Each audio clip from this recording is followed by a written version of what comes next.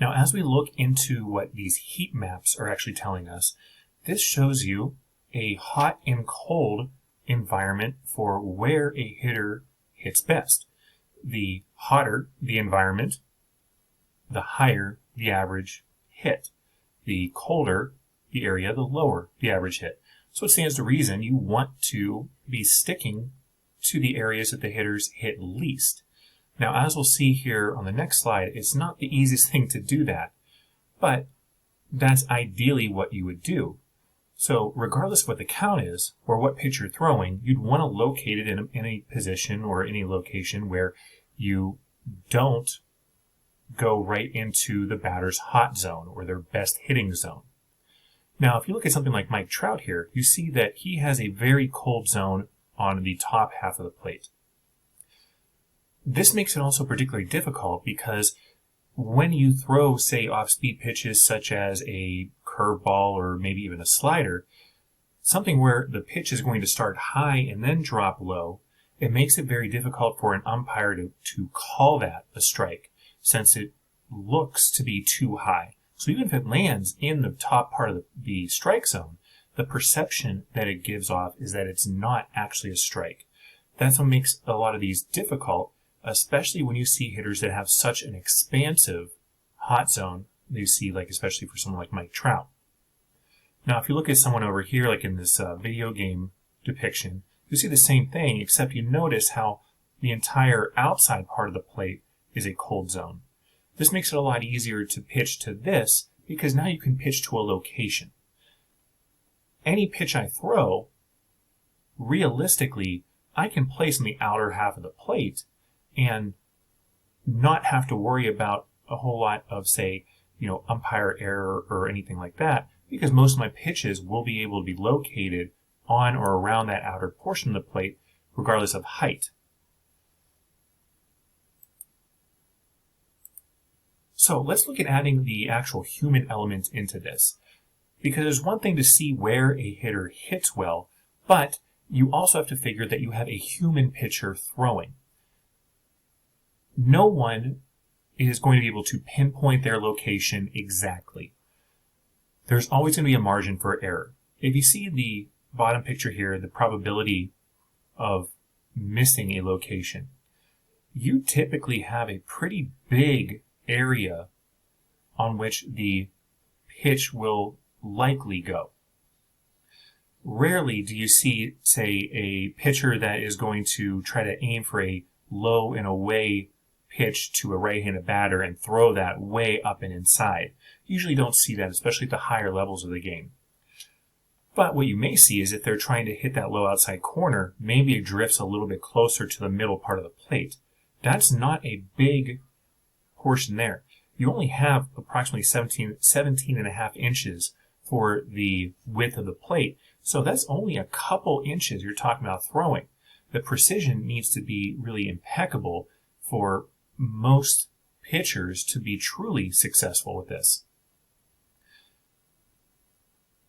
So what does it say about actual pitch choices? Well, if you look, say for example with here, the middle part of the plate for this batter is a very hot area. They hit nearly 48% of the time when doing that. The inner portion of the plate is also a pretty big hot area for them as well. The outer portion, not so much. So it stands to reason that I want to have pitches that are going to consistently be moving away from that hitter as opposed to moving in on the hitter. If I'm a right-handed pitcher, my pitches are going to typically come back to my arm side. So you think about a two-seam fastball, a changeup, those are going to come in on that hitter. Well, if I try to locate say a two-seam fastball or a changeup outside and it runs back in over the middle of the plate, you can see how that can be very problematic. Whereas if I throw something like a slider, I may be able to start it or make it look like it's coming to one of these areas and have that break away from the hitter into his poorer areas. Now, how does this actually look? If we go back to our pitching chart here, you'll see that what we want to look for is this IWZ, which is going to be your called strikes inside the strike zone, and the chase pitches and the watch pitches are what we're going to look at here. You ideally want to be throwing more pitches that have a higher rate of swings and misses or a higher watch rate than you do pitches that are not, especially if you're talking about missing with your location in a hitter's hot zone. Now, hitters will perceive a fastball that is inside to be approximately 10% faster than that same pitch outside. So a hitter, you can take a 90-mile-an-hour fastball, and a hitter will consistently say that it looks faster when it's inside on them as opposed to being away from them. What this does is it helps to set the stage for what we can do. If something is perceived to be very fast, you can pair that with something that is also very slow. So pairing, for example, say a fastball inside with perhaps a changeup or curveball or even slider away will really change or grossly change what that hitter's perceptions are of the speed. That way they have a very difficult time with maintaining timing on that hit. You also want to look at what the general perception or approach with most hitters is.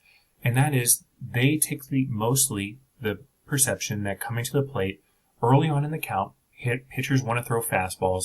Later in the count, they want to throw off-speed pitches. For a weak hitter, so someone that has, say, slow hands, has poor bat speed, it may be very easy to just throw fastballs by them. It would be a poor choice to throw a bad hitter or someone that has slow bat speed a slower pitch. The slower the pitch you throw them, the more opportunity you give them to catch up to that pitch. So while you can throw a really great pitch, if it's slower, you allow them more opportunity to hit that. Conversely, if you have, say, like a power hitter or someone that has very quick hands, it may be beneficial to throw them what is known as backwards, meaning you start them off with off-speed pitches and then finish the at-bat with more fastballs. You do this to disrupt the timing of them. If they come in there assuming or thinking that early on in the count they're going to see fastballs, and early on in the count you throw off-speed pitches, their timing is inherently messed up.